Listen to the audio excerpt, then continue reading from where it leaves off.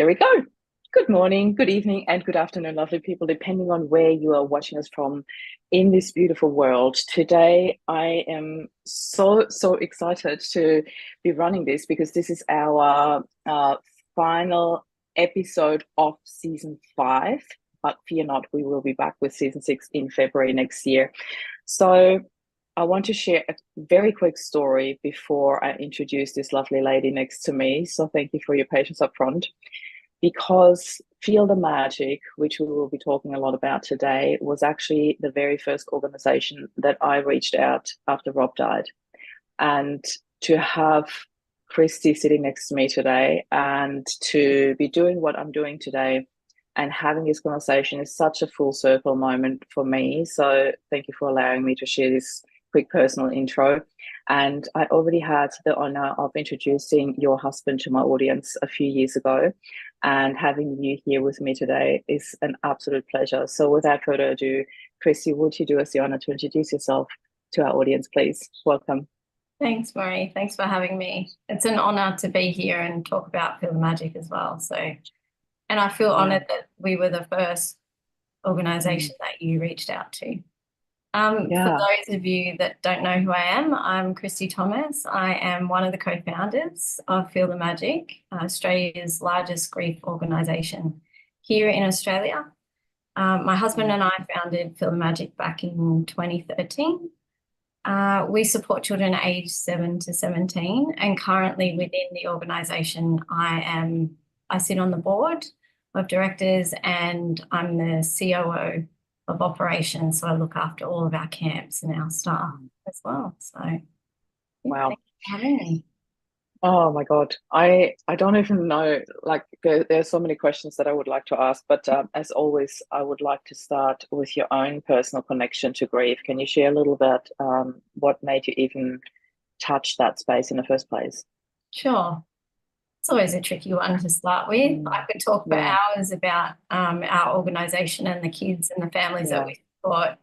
But when it comes to the personal stuff, it's tricky. So bear with me. I often forget some stuff too, so I might backtrack. But my grief journey began when I was just 2 years old. I lost my older brother, to leukemia.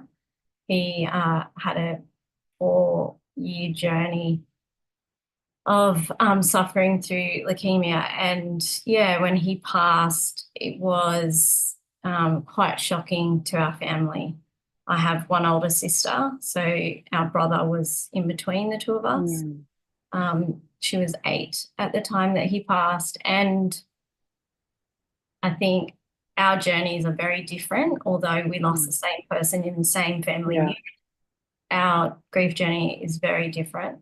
And then, of course, having 2 parents who lost a child, I thank God every day I haven't been in that situation, but the absolute respect that I have for them for surviving that is, I can't even put it into words. But I think for me, being so young, I don't have my own memories, and that over time that's been hard to reconcile. Because I don't remember him and I don't have physical things that I can grab onto. I only have what family members have shared and photos. And so, some of the things that Mum shared with me in those early days when he was gone, developmentally I didn't understand, but she would say that I would sit on his special chair and just sort of mourning the fact that he was not sitting there anymore.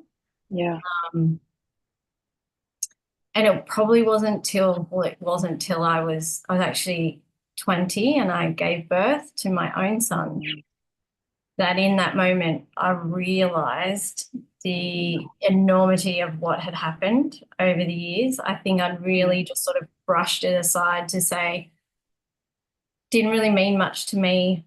I don't remember him.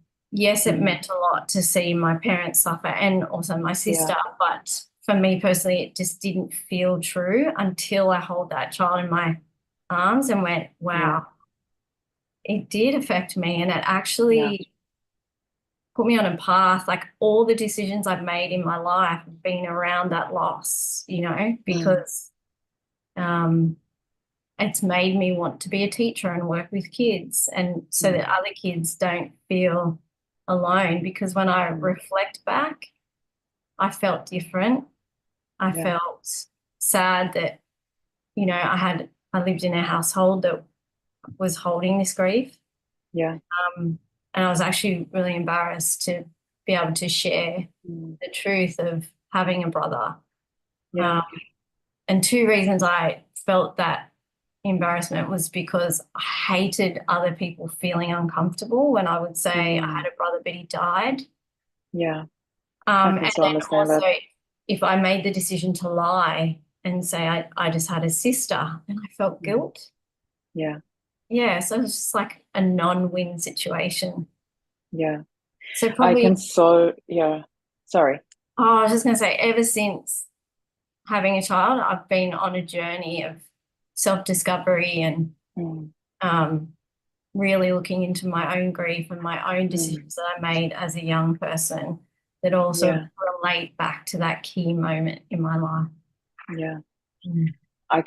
I can so understand what you're saying, and I just want to say I just want to say thank you so much for sharing this so openly and so vulnerably, because being a child and, having to deny that you had a brother, or always having to say it and then seeing people's shock or sadness, it really adds to your heaviness. It doesn't allow any lightness in that moment. And I have to admit, like, even though being an adult, and even though I have been working in the space of grief and healing grief in particular for close to 7 years now, I still find it awkward when I go to, I don't know, let's say a party or any social gathering, and people go like, so what do you do? And then I tell them what I do, and then it's like, oh, how did you get into that? And then, very, very quickly we get to the topic of my husband passed. And I don't want to deny that in any way. I love the love that we had. I absolutely love the person that he was and who we were together.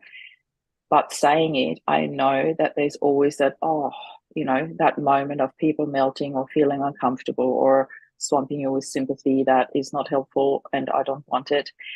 It always creates that very bizarre moment. So I can only imagine that as a child, it would have even been so much bigger for you, because you have no coping skills or mechanisms at that age where you're like, how do you cross that bridge, So thank you for sharing that. I can only imagine that a lot of parents will be able to relate to that when they know their kids have to deal with that on an ongoing basis when they go to school. So growing up with that, was it a topic that you could openly talk about in your household, in your family? Were your parents open to talking about it, or was that more like often people just try to avoid it? How was that like in your family? No, I don't think there was avoidance. I do remember talking about him, and like I feel like I know a lot about him because he was spoken about all the time. That's So beautiful. I do have these weird type of tangible memories. They're pictures in my head of stories of people that have told me. So Mum used to always say, if we were outside and it was nighttime, she would always say, let's like find the brightest star. And, that's the window to Corey. That was my brother's name, by the way. I didn't say that before. But That's okay. yeah, that was really special. And I've never forgotten that. And I now have passed that down to my own kids, where I live in a beautiful part of the world here in Port Macquarie. And at nighttime, the stars are just absolutely stunning. And even now, my younger son, when he was 3, he's like, "Where's Uncle Corey?" Like he That gets is it. so lovely. You know that I Yeah, didn't realize you were in Port Macquarie, right. because I'm about to check out in like 2 hours. We're on a holiday home here in Port Macquarie. We should have done this live together. I didn't realize we're like in Oh exactly my the gosh, same part of that's the world amazing. right now. So, oh my God, I'm at Flynn Beach. So that's Oh incredible. wow, I love that. amazing. Wow, the Oh, synergy. I love yeah, it. I absolutely love it how it all worked out. It So, does. Yeah. Kristy, So yeah, you, in yeah. the family, it was celebrated. recently my beautiful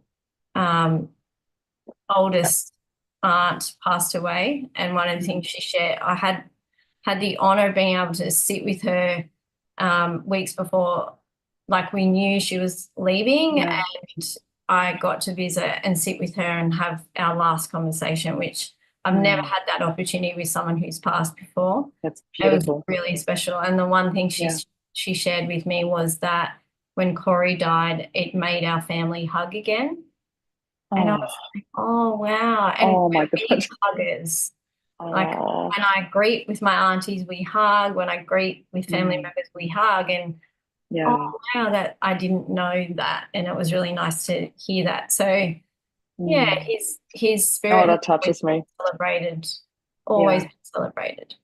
that Yeah. is really beautiful. I love that. I love that so much because I'm a big hugger too. So yeah, wow.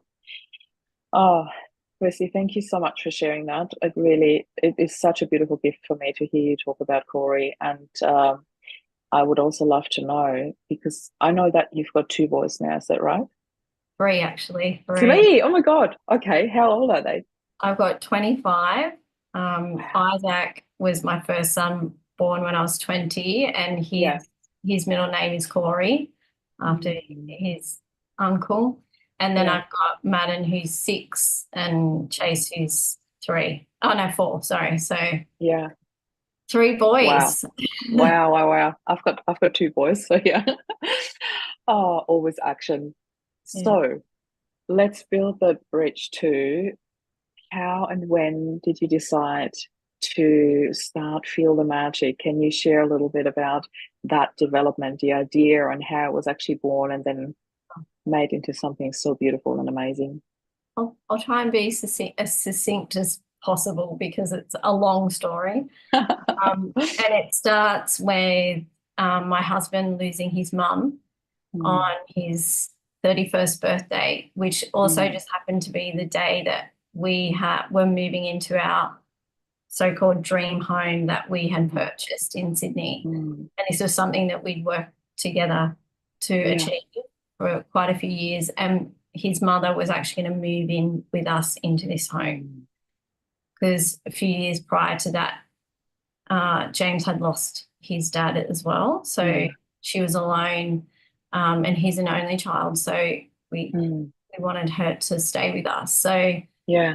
losing her on that day was life-changing in that Mm, suddenly the path ahead that we had created and thought we were moving towards just didn't seem to be important anymore. yeah. When you lose someone you love, it just all this materialistic stuff, just you think, what is the Isn't it point? You incredible? can't share Yeah. it with the people you love.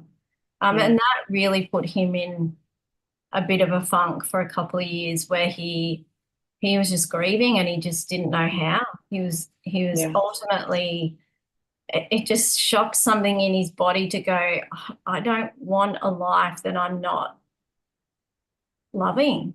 Like he Yeah. was hating going to work. He was actually really depressed Mm, and yeah. kind of took a bit of a kick up the bum from me to say, it's been a couple of years, you're not good. Let's just get rid of the business. I don't know what you're going to do, but let's do something else. And we decided to do that. And he did. He sold his business and we went on a trip to America. Oh, He'd wow. been on What life sort of business was it, if you don't mind me asking? sign writing. He was sign writing. Okay. So Okay. just a standard everyday business, but I think he just Mm, had like this desire to make a difference, actually. mm, mm. I was a teacher and really connected with kids as well. So, that's always been my purpose my purpose is to just make any child's day a little bit better. That would be, I've, I've nailed it if I could do I that. love it. I love it. On that trip, we went to Disneyland, and when we were in Disneyland, he just had this moment where he just felt like this magical bliss of being there, and it really sort of took him back to his childhood. And he Mm, just said to me, what if we just brought grieving kids here to the most happiest place on earth to cheer them up? yeah. Because he felt that. And I said, yeah, Mhm. let's do it. And that's where Feel the Magic was born. We had decided to send grieving children and their families to the happiest place on earth. And we started to raise money to do that. We became a registered charity really quickly. So things were happening quickly, and we ended up sending 14 families in total to Disneyland on their magical journey. What we found very quickly was that the families that were going on this journey, just by being part of our Feel the Magic community, were actually getting way more out of that connection and that community than they were the trip itself. Yeah. And so we were inspired to do something more, and how could we make, with all this money we're raising, how could we make more impact? And that's where our camp program was created and born, was that what if we bring all these kids into camp? We give them the opportunity to meet other kids just like them. And we educate them on healthy grieving tools, because I know as an adult we're not taught that. And it's a life skill. I just want to say that nobody teaches that at schools or at home, because it is still such a taboo topic, which I find such a shame. You know, we still have this fear that comes with death. We still have this, you know, it feels confronting to even think about our own mortality, I want to say. And it's become such a topic. You don't talk about it because it's almost like you invite that into your family. There's fear involved in that. And I think it's actually quite beautiful when you have moments like you shared before with your aunt, you know, when you know there's time, the time is coming where she will be transitioning, that you have this gift of togetherness, the gift of exchanging things that you might have not shared or thought about if it wasn't the knowing that our time is limited. And I think the more we can see that from a really beautiful and healthy perspective, and as a gift that we still have, and actually talk about it, the more it will be a gift to all of us. So it really is a matter of perspective, how we look at it and how we talk about it. And that's what I love so much about Feel the Magic, because as I said, you know, when Rob passed away, I had no tools, as in, how do I actually help my kids through this? I know I had gone through my grief when my dad passed away. I was 20 and I had no tools. I had no idea how to cope with it. I did not cope with it very well at all. It was a very, very lengthy journey for me to process these things and to get through. And I'm talking like over a decade before I could actually start switching things around. It was not that I was in a dark and unhappy place for the 10 years, but there was a lot that needed to be learned and shifted in my mindset to look at life differently, to look at life as a gift. So I was still in this poor me state for a really, really long time. And I didn't experience it as grief per se anymore, but I was in this poor me state and realized that it's not a comfortable place to be in, and that I have the power to change that. And that is what changed my entire life. So when Rob died, I had very different tools. I had learned about the hidden gifts in adversity that I love talking about these days, how you can actually look at things differently. And so I still did not know how to actually help my children through that. And that's what brought me to you. I literally Googled, you know, how to help grieving kids. And one of the first things that came up was Feel the Magic. And what drew me to you, to your website, to everything you do, was just the way you talked about it. My heart instantly felt like my kids would be in a really good space there. So in our quick pre-chat behind the scenes, we actually talked about what would be the best value for our audience here. And I think what I would like to address here, Kristy, is the fact that we both know as moms, there is nothing more daunting than handing over our children to a bunch of strangers in the most vulnerable time that they're going through. So imagine our kids just having lost somebody really close to them, a sibling, a parent, and then handing them over, say that on a big quotation marks, to a bunch of strangers to go to a camp for grieving kids is not only daunting for the adult, but it's also very daunting for the kids. And you've got a very, very beautiful way of dealing with that. Can you share a little bit about the process, what it's actually like to approach you, to get a space in the camp, what the preparation for that is, and what happens there? So take us on that journey of first contact to actually getting there. Well, it can be quite distressing for the child to what I found with almost all families that we come in contact with, especially if it's parent loss, the child really suffers from separation anxiety because they're just they just want to hold on so tight because they're so scared and fearful of loss. So the opportunity to come into a 2.5-day camp alone without their parents can be extremely daunting for a grieving child. So the way that we support the family to be able to do that transition well and in a way that's going to support the child is, well, firstly, we have a family liaison person who will meet with the parent, every single parent on the phone. Every parent gets the opportunity to tell their story if they like, but also tell all the information possible there is about their kids so that we are informed.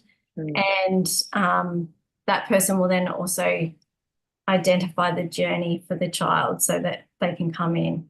And there's a couple of ways that we do it. So one is via our virtual camp, which is called our Healthy Grieving program. And it's done online via Zoom. Kids are pretty great and used to Zoom these days. So it's in the safety and comfort of their home. Quite often the parent is in the background somewhere. So there's still that attachment. I'm not alone.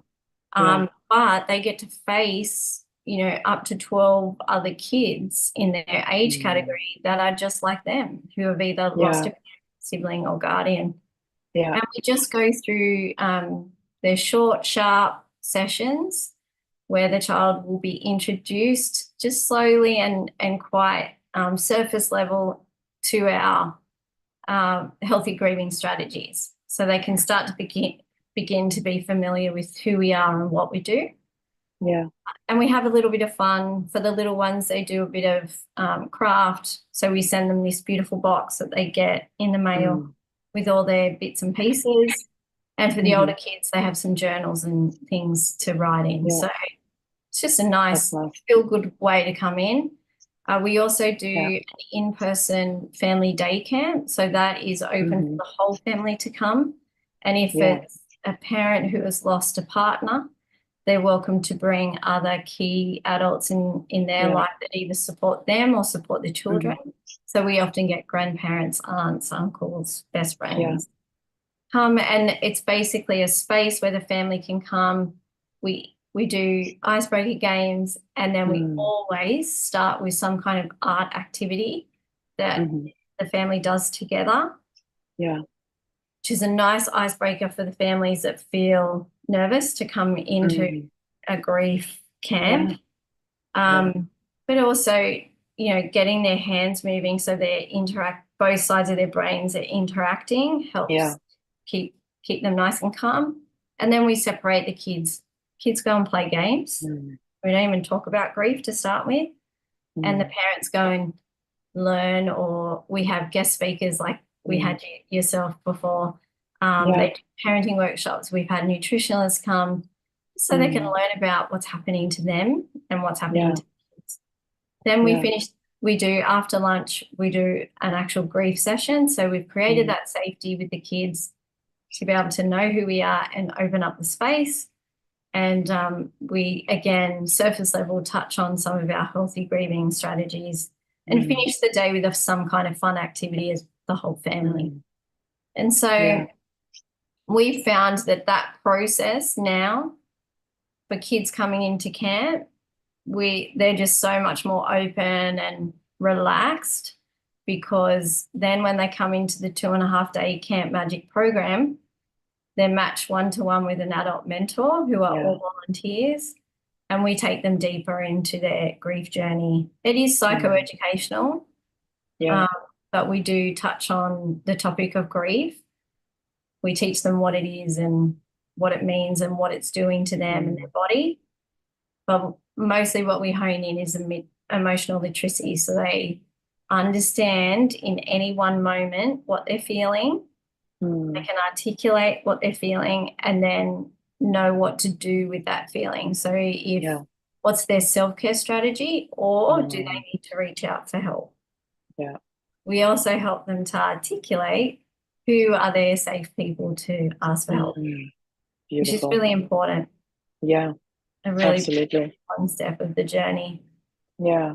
Yeah, so I have to say, because you kindly mentioned before that I was very honored to be one of your guest speakers there, and for me, like I still remember walking into this space and seeing all the families on the table sitting with their kids, and there was yes, there was a heaviness, but there was also a lightness. So there was this real mix of what is so realistic anyway, because for me, one of the biggest messages in grief is always there's still joy, there's still love, that can coexist hand in hand. yeah, And I think that is what we often forget. We think when there's grief, it's just heaviness and just darkness, and that's how it's supposed to be, according to our society. And that's what I'm so big on, to bringing more lightness into grief. And I truly felt that when I walked into that 1 day camp. And I was really, really honored that you invited me to speak there. It happened to be my birthday, which was such a gift from me. It was such a gift from Rob that you asked me to speak on that day. So it was another full circle moment for me. But to sit there and I actually walked in at that moment when there was a sharing circle. And I found that so beautiful, like listening to the kids to share from their perspective about the person they have lost.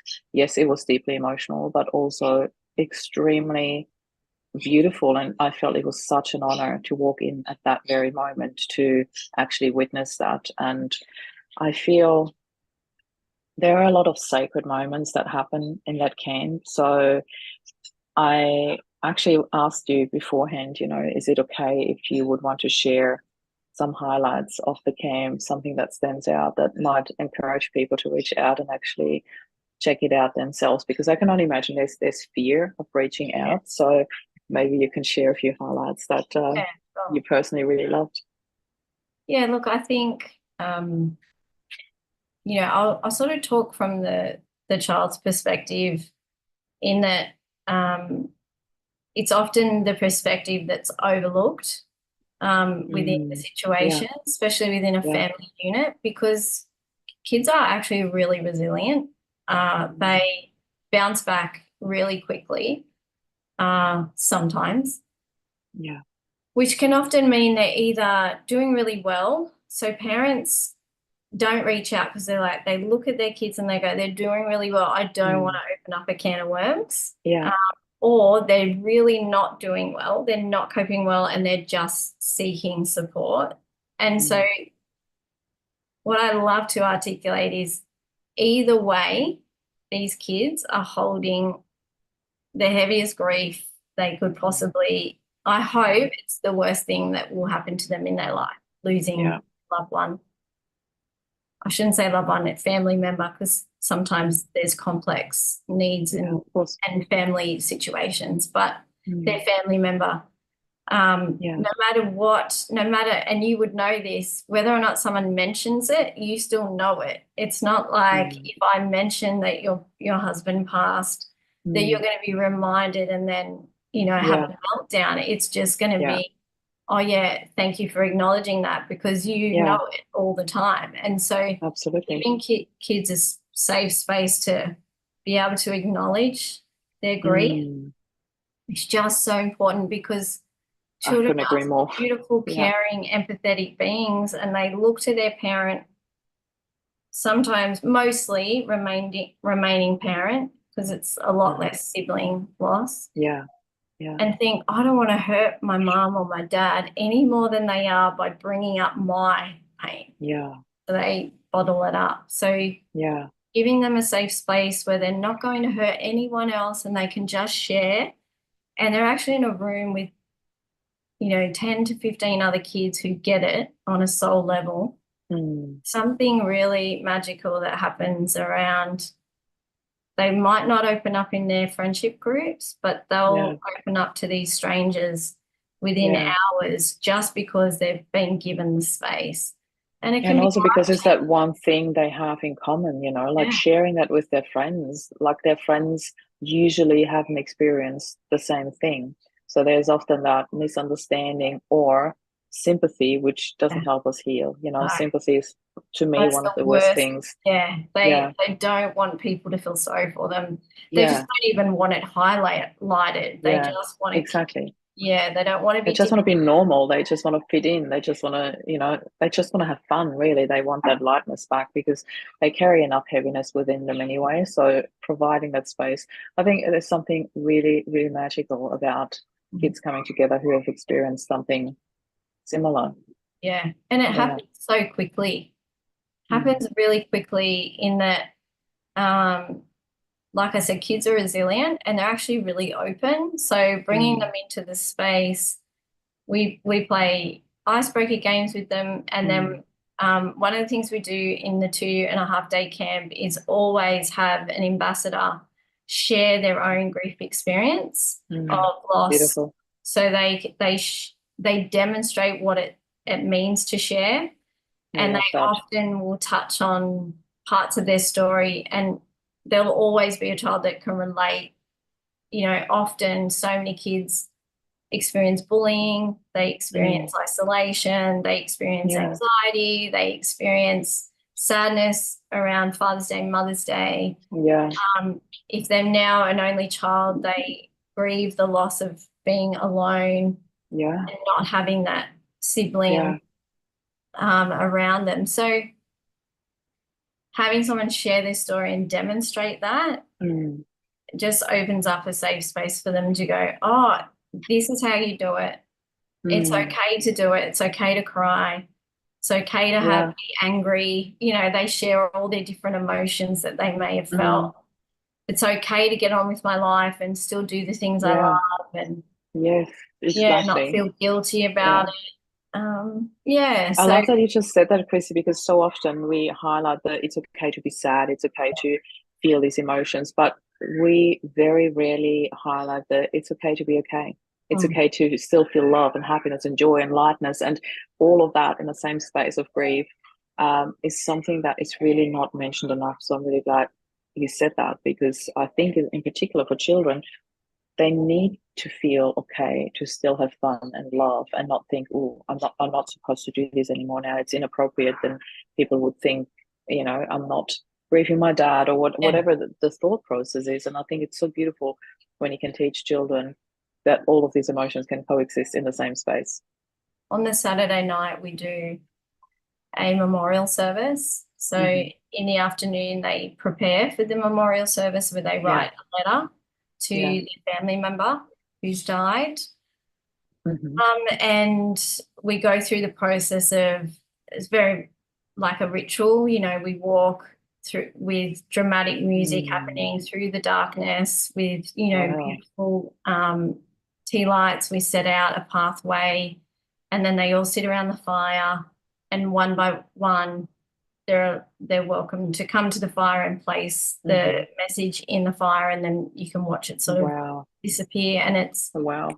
And we have very specific, sad, thought, emotion invoking music, and Mm-hmm. it's absolutely heartbreaking to hear that Mm. many, 50 kids sobbing over someone they've Wow. lost. Oh, But there's something so heartbreaking, but also heart opening to go. yeah.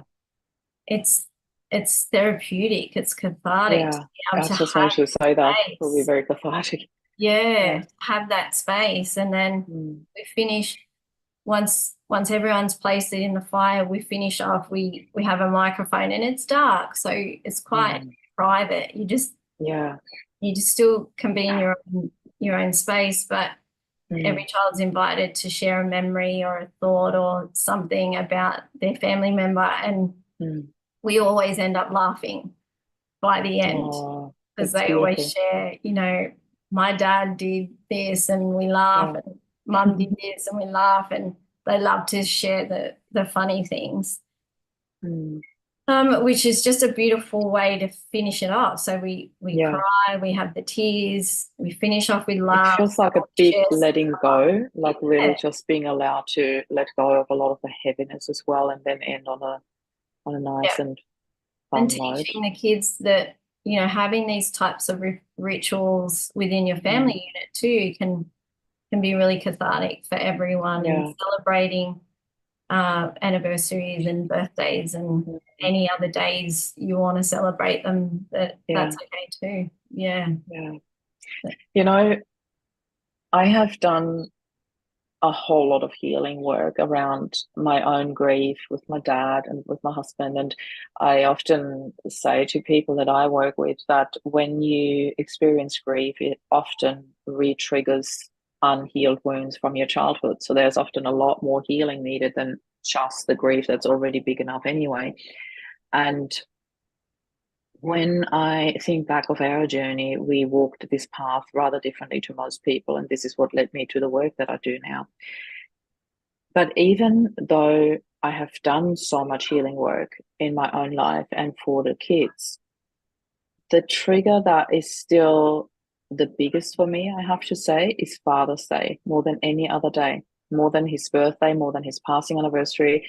We actually, as a family of three now, we tend to always do something beautiful to honor him, to remember him, to celebrate family, celebrate love and fun and all the beautiful light things actually.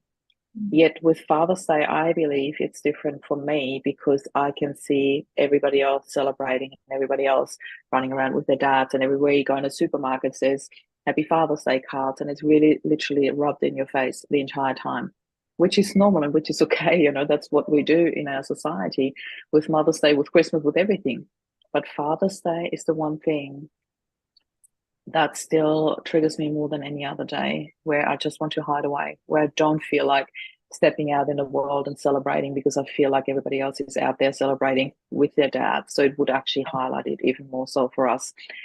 Are there any recommendations, any tools that you can share with me and the world here right now, how to actually tackle such triggers? Yeah. Yeah, I think I'm going to speak from the perspective of the parent looking to the child, because Yes, please. that's my forte, is that be guided by them and what their needs are, and know that those needs may change from year to year. So, the check-in is really important, which, opens up again as well, how important it is to communicate with them and involve them in the decision making, and not have any attachment to what they need or want as well. And also having no attachment if you feel that that's what the child needs, not having any attachment if they're not open to it. But also knowing that that could change in the moment. So they might articulate, actually, I just want to be super quiet on Father's Day. Yeah. Being open to, I'm referencing Father's Day and Mother's Day in particular because we do work mostly with children who have lost a parent. Yeah. 95% of our clientele is father loss, and the other 5% is sort of mixed between sibling and mother loss. So Mother's Day, Father's Day at school is such a big deal. And so just speaking to the child about what they want leading in. I know parents who on the Father's Day store or Mother's Day store don't send their kids to school. I know parents who have asked them, do you want to buy anything for somebody else? Yeah. Just being really communicative with the child and advocate for them with the school as well by reaching out and saying, hey, what's your approach going to be? Helping them to think outside the box as well, because I know a lot of kids who struggle with that. So I think the key is just having open dialogue with them, not avoiding the conversation. Yeah. What they need. Yeah, I think that's a really big point. I've never avoided conversations with my boys because I addressed it very openly from the beginning. I feel for me, Father's Day is always such a big one. Also, not just because of Father's Day per se, but also it's my birthday end of August, so it's usually always the same weekend, Father's Day and my birthday. And I remember one day where it was rather fresh. It was probably, Rob passed in June, and then it was Father's Day, 1st of September. So it was probably 3 months after, and 2 months after. Anyway, it doesn't matter. And the teachers took all, you know how they prepare the Happy Father's Day things and colouring in and stuff for primary school kids. And they literally said, oh, we're going to get them to do a birthday message for you, if that's okay. And I said, oh, that would be so nice, you know, because I told them. And I said, that's very thoughtful. And what they did was they took the Happy Father's Day pre-printed and crossed it out and wrote Happy Birthday, Mum. And I'm like, this is actually even making it worse than better. And I just came across it the other day and it still gave me that sting, and I decided to just chuck it out. I didn't want to keep it. I don't even know why I held on to it, because, you know, it was such a vulnerable and special time back then.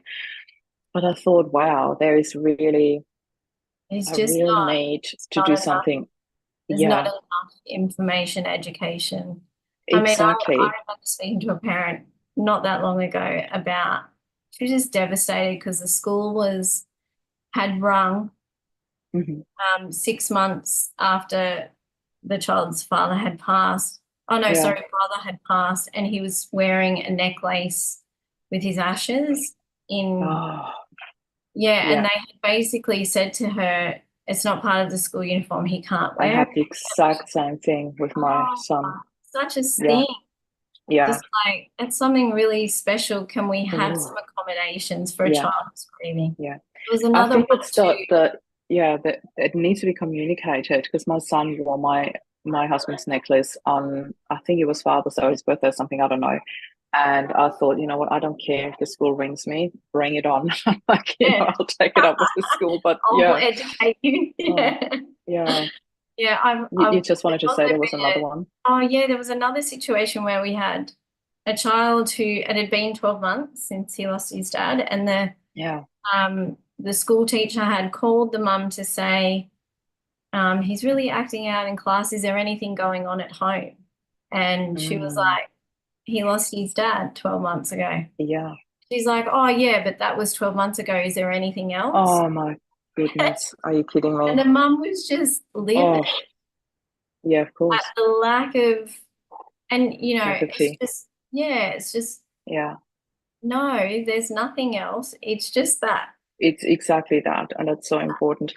I know we're way over time, but there are a couple of things I still want to get to, because I learned actually through Field of Magic that our statistics here in Australia are that 1 in 20 children loses one or both parents before they turn 18. I was so shocked by that statistic. I didn't know until I participated in your one in 20 campaign that you do every year, which I think is really, really beautiful. So we'll definitely leave a link so people can get in touch and see how they can participate and how they can actually support Field of Magic as well. We'll get to that in a minute. But I just wanted to share that because I felt I did not know these statistics. I didn't know how high the number actually is. And I was rather shocked, to be honest, that the principal, both my kids' teachers at the time, because they were both in primary school when it happened, and the school counselor all reached out to me and said, how can we support your children best? And I thought, this is the first time that I lost a husband. Wouldn't you have dealt with this situation at least Yeah. more than me? Yeah. And I wasn't angry or upset. I was just very surprised, maybe upset as well, but I was very surprised that nobody teaches that when you become a teacher. It's not in the curriculum, it's not in the studies at all. And I had so many closed doors when I asked, is there anything that I can bring into that space? So I'm definitely campaigning for that and making sure that something needs to change here. With those statistics, I just can't understand how we can't be teaching that at school, how we can't be having this in our curriculum, in particular for those becoming a teacher, that they go so unprepared into a space where the possibility is really high that they will come across a child that has lost a parent. And it doesn't always have to be by death. Sometimes it's through separation, etc. We do need to teach them skills there and how to prepare to hold space for these kids. So I would like to pass the ball back to you for, can you please share how people hearing this from a parent's perspective, can get in touch with you. Oops, my Zoom. I love it when Zoom does it. To get in touch with you, to know what is the best way to contact you to get information, to nominate their kid to come to a camp, and B, for those people thinking, you know what, I've got the means, I would love to support a child coming to the camp. Can you share how people get in touch with you, how people can donate, how people can support? Feel the magic, please. Thanks for the opportunity to share.